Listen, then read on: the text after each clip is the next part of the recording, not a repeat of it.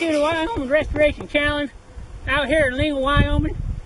We had a few different people come out here, try some different methods to try and remove the cheatgrass and negative forage.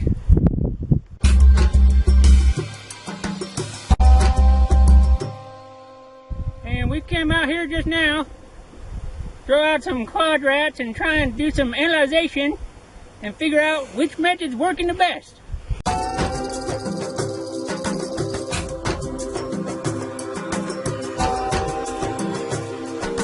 This spot here had some horse grazing. We had a pretty heavy stand of cheatgrass in here and not a whole lot of desirables.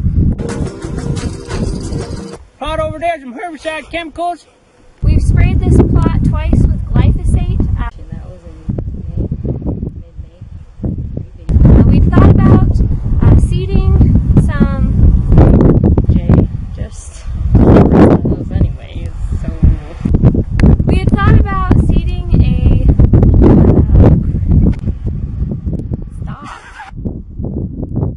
We had thought about seeding a crop plant like spring wheat or barley. A plot over there to plant some spring wheat.